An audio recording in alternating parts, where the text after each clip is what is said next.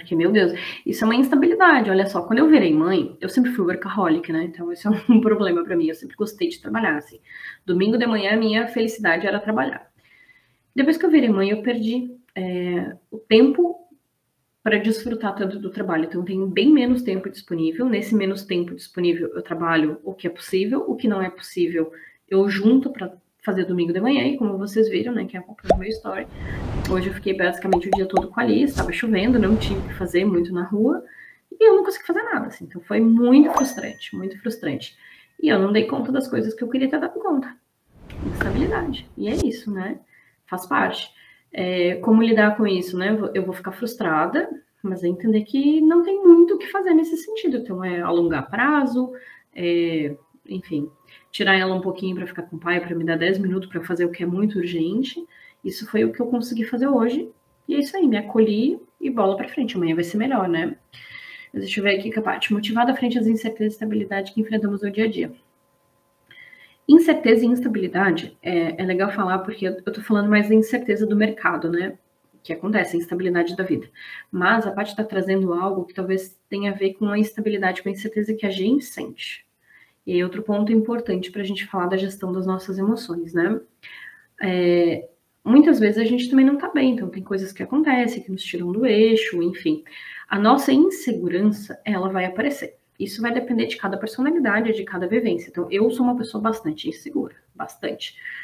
Aí, o que a gente precisa fazer? A gente precisa se conhecer. Autoconhecimento, não existe outra possibilidade.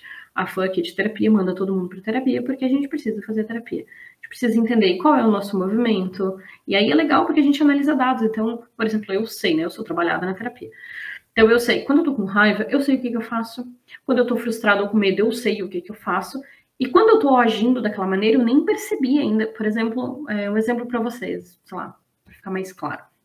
Uma amiga minha uma vez chegou e falou para mim assim, o que tu tem? Eu não tinha nada, né? Não tinha percebido nada. Ela falou assim, tu te afastou. O que tu tem que tu te afastou? Na hora eu me dei conta. Quando eu me afasto, é porque eu tô com medo. E aí eu me dei conta que eu tava com medo e eu nem sabia do que. Então eu precisei ouvir do outro feedback para me entender que eu tava com medo. Aí eu fui buscar para entender o que tava me incomodando para eu trabalhar aquilo. Então é importante, às vezes, se nós temos uma personalidade um pouco mais insegura, né? A gente tem uma dificuldade maior de lidar com as mudanças. E aí outra questão, né? Eu tenho muita dificuldade de lidar com as mudanças. Então a gente precisa se conhecer muito para conseguir se adaptar, né? E terapia. Vamos ver o que mais. A Bárbara.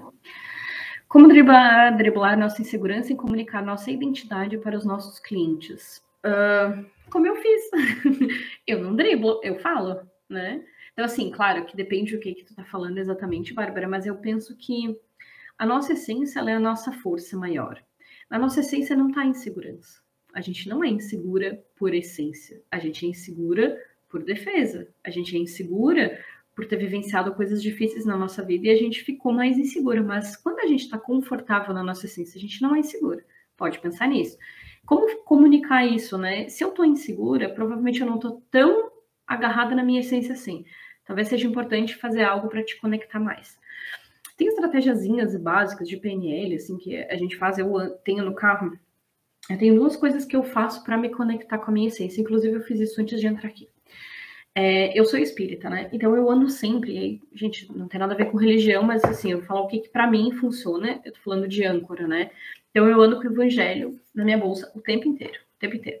Quando eu não tô legal, e, por exemplo, eu não tava legal aqui porque a Alice tinha me enlouquecido, eu já queria matar ela, e aí eu consegui resolver as coisas, levei ela lá pra minha sogra um pouquinho pra eu conseguir fazer a live, eu pensei várias vezes, eu vou cancelar, não vou fazer, e aí eu tive que fazer toda uma gestão emocional, vamos pensar, é profissional, aqui é um trabalho, né? Então eu precisava fazer. Mas eu não tava legal, tava me sentindo mal, porque eu tinha brigado com ela.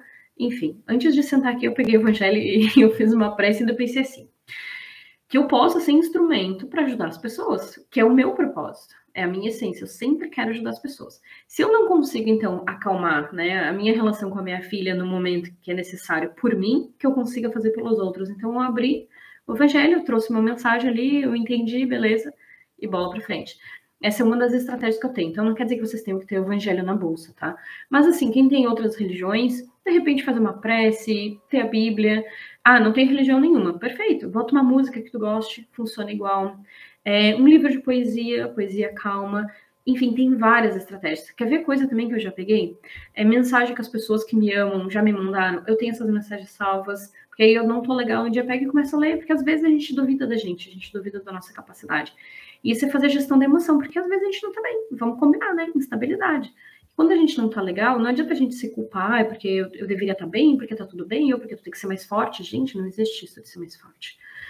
A gente é o que a gente é. Vão ter momentos bons e vão ter momentos não tão bons. Vocês precisam conseguir lidar com os momentos não tão bons sem se cobrar tanto. Não deu para fazer, não deu.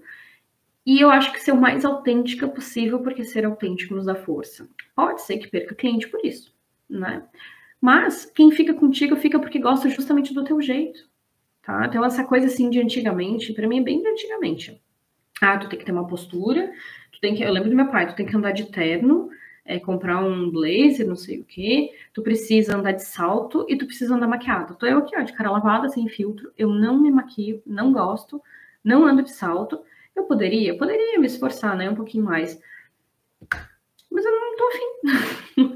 Eu tenho muita coisa para fazer na minha vida que talvez o meu esforço seja melhor utilizado para fazer outras coisas que façam mais sentido. Tem gente que me olha e pensa assim, meu Deus, essa guria nada a ver, né? E vai, fica comigo quem se conecta. Então, acho que um cliente é isso, assim, a gente precisa sempre trazer a nossa essência à tona, porque vai conectar quem gosta. Quem não gosta, tem um monte de outros profissionais e tá tudo certo, tá? Então, eu não acho que a gente tenha que montar nada, disfarçar nada, fingir alguma coisa. Eu não acredito nisso, até porque eu acho que montar um personagem, ele não se sustenta a longo prazo. Porque no momento que tu estiver ruim, tu vai suportar um dia, tu vai suportar outro, aí daí começa os burnout, começa as ansiedade. Então, acho que quanto mais autêntico a gente tá, mais conectado à nossa essência, mais fácil fica. E aí, até antes de vir para cá, eu li, muito engraçado, né? Eu penso que é o algoritmo mesmo. Eu estava justamente falando sobre essa live, o que eu ia fazer, de nada permanece, das mudanças, e eu recebi, apareceu, né, no meu feed um canal que eu sigo, bem legal, e estava falando sobre isso, assim, sobre o quanto essa ansiedade de domingo à noite pode ser ruim. Então, eu quero só deixar claro, a ansiedade que eu tô falando é a ansiedade normal que a gente sente no fim de ciclo, iniciando outro. Ali fala que a ansiedade pode ser um alerta, um sinal de que as coisas não estão bem, que o teu trabalho é ruim, relaxem aí, tá? Se o trabalho não tá ruim, o alerta não vai ser no domingo à noite, o alerta vai ser durante a semana inteira. E se vocês não estão bem em algum lugar, talvez aquilo ali não seja a verdade de vocês, não seja ali que vocês têm que estar. Tá? Então é importante pensar nisso, assim, talvez não tenha que bancar algo, fingir, usar máscara, que não tô vendo aqui o que vocês estão falando, né? Mas justamente fazer aquilo que faz sentido. O que não faz sentido, mas eu preciso de dinheiro. Ok, eu concordo, né? Às vezes a gente não pode se dar o luxo de fazer só o que faz sentido pra gente. Mas que a gente possa ter uma estratégia, um planejamento para aos poucos migrar para aquilo que faz sentido. Porque o que faz sentido vai te trazer mais resultado, mais retorno. Seja financeiro, seja de satisfação, seja de saúde. E aí já é tema para outra live, né? Porque quando a gente tá bem emocionalmente falando, e aí eu vou falar bem de empresa pequena. Empresa maior, quando o dono não está bem, né, um diretor, isso não afeta tanto o movimento da empresa, mas empresa menor, ou quando o negócio é nosso, a gente não está bem, isso reflete na hora, isso vai refletir no resultado da tua empresa, na hora. Tanto que quando tu muda o teu bem-estar, tu muda o resultado da empresa. As vendas melhoram, o atendimento melhora, então assim, não é mágico, né? A gente se coloca diferente, o outro percebe, tá? Deixa eu ver aqui mais aqui. No medo das interpretações, das reações, nós já perdemos cliente por diferença que não eram profissionais nem técnicas. Então, acho que é isso que tu está falando, né, Bárbara? Da questão, se as pessoas interpretam e te julgam, eles não têm que ser teus clientes. Só que aí tá, tem que cuidar. Vamos imaginar. Eu moro numa cidade que nem meu marido veio de Bom Jardim da Serra. Eu tenho 3.000 habitantes. Eu tenho uma loja e eu atendo só do meu jeito, né? É a minha essência e o cliente que respeite.